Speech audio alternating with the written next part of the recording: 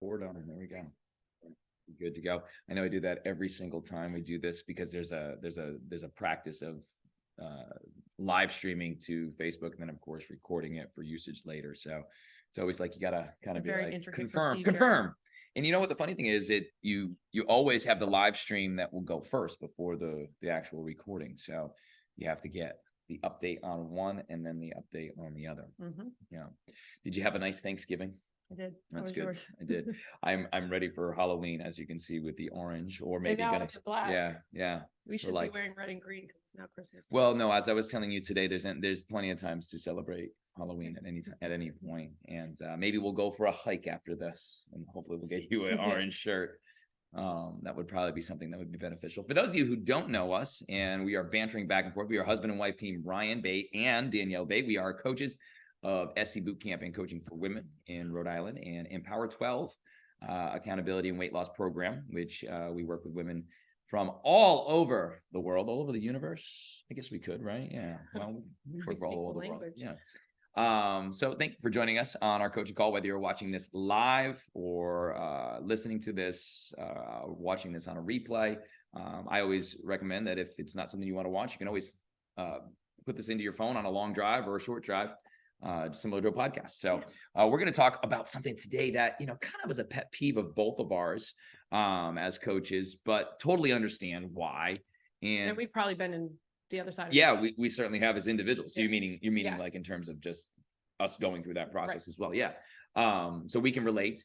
But also I think the biggest reason why it is a struggle for us or a pet peeve for us, because it really prevents the individual from getting the total results that they want in the long run.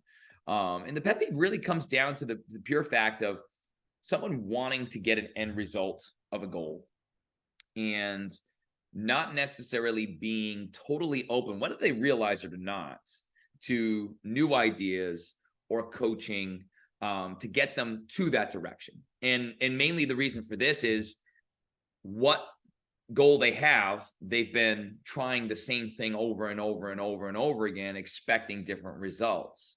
So in order for us to get to where we want to be, we can't be doing the same thing over and over again. We can't. And for those of you out there this is hitting hard, it should be, because if your result is here and you're only ending up here, and this happens multiple times over the months or the years, it means that we need to adjust. And for many people, we say we want to adjust, we say we want to get to this end result, but we close off the mindset to where we need to make those changes. And we know it's very hard because for so many of you, it's a habit that you've created in telling yourself that this is what you need to do, or this is the direction I need to go, or I don't really want to do this because it puts me out of my comfort zone because it's something new to me. Yeah, well, it's also, this is the goal I want. As long as I don't have to do this, though. Like, I don't want to give up this, or I don't want to do more of this, or, it doesn't have to be that way. Or this doesn't work because I tried it a handful of times. Yeah. Yeah. I mean, if it's not working, it's because you're not doing something right. And when we say right, there's no be all end all A, B, or C. This is very subjective to the individual. It's about what, of course, your goals are, and then what you're willing to do from that. And before you even talk about the actual end result or physical results, whether it be changing of the body or actually putting the idea into place, we actually have to be open to allowing new ideas to come in. Yeah. And I think there's a lot of resistance there because we've talked about this before. People don't really like to get uncomfortable. Nobody. We don't.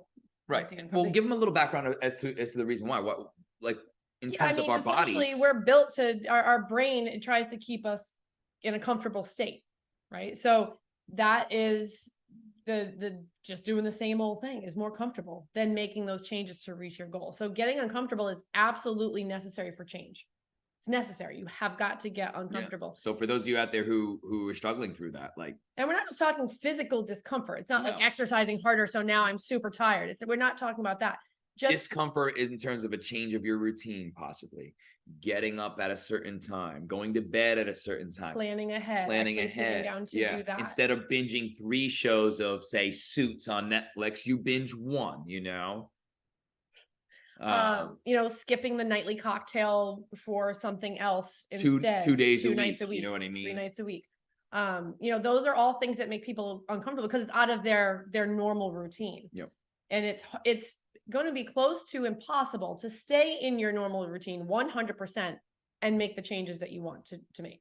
You're going to have to adjust some things in your life. Yeah. And it doesn't have to be an overhaul. We say this all the time. You're not going to take every single thing in your life and just throw it up in the air and adjust everything all at once. No, but this is a really good point because many people think that's the way they have to go. And that is discouraging. Which is discouraging, which is why so many people will close it off mentally because they don't even want to go there because they think that the whole dictionary has to be rewritten. Everything has to be completely redone. And it doesn't overnight. But you will have to make adjustments. You will have to prioritize things and sit down and reflect and self-assess to see where you're going to tweak things and where you want to start. And they have to align with where you want to be. Yeah. So how do you start with that? Right. Well, the first thing is you have to create the goal. Okay. The end goal of what you're looking for. And then you have to analyze, okay, well, what have I been doing that is preventing me from getting to where I want to be? Where in the beginning, you thought that was the direction you needed to go.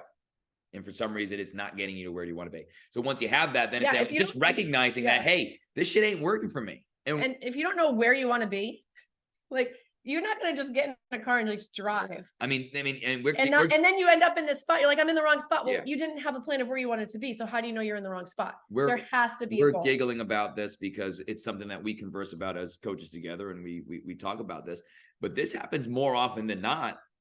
And maybe you fall into this boat where many people don't have any clue. All the time. They want to complain about the state that they're in.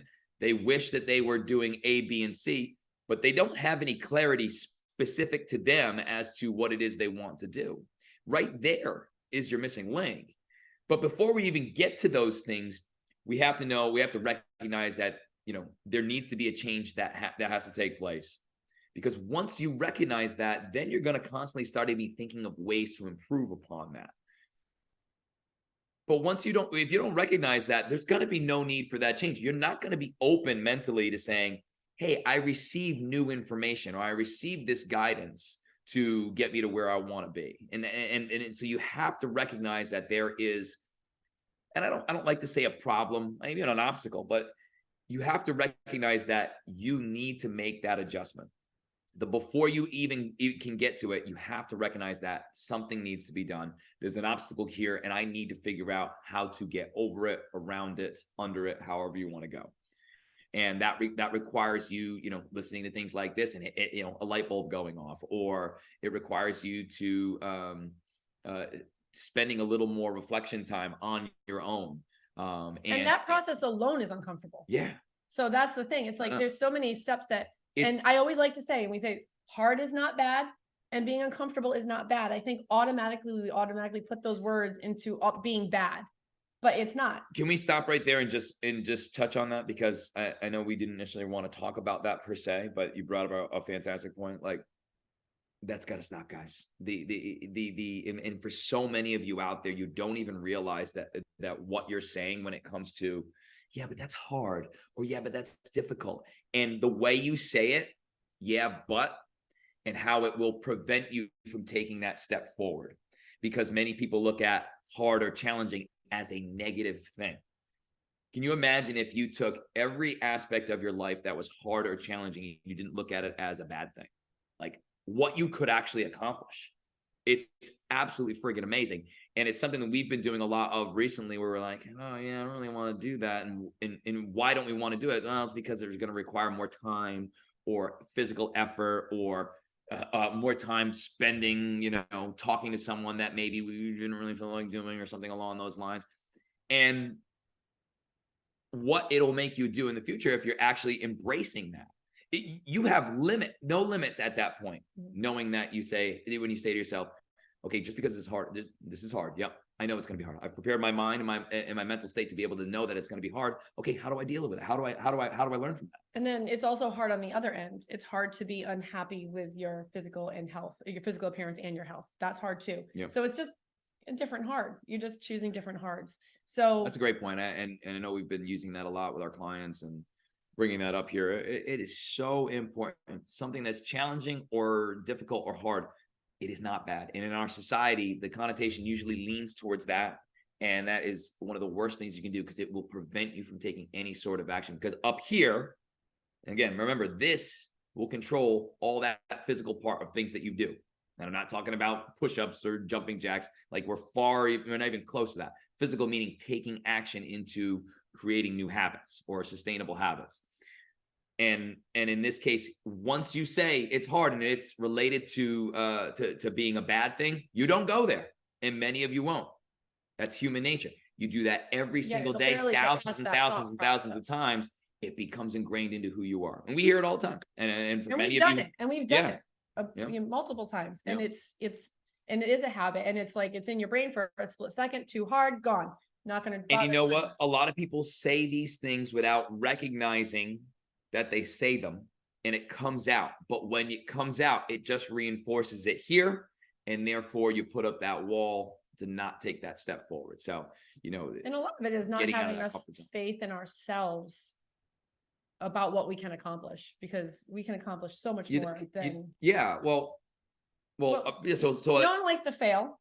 Well, and again, that's part of the right. We can go into the next. So they think we're looking for that. If it's hard, more than likely I'm going to fail. Why bother trying? Yeah. So I don't think we trust ourselves enough to take that next step, which is action. Action is always the first thing we have to do, no matter what. But wouldn't you agree that even before you can even get to that point, you have to be continuously telling yourself or continuously allowing yourself not to even go there?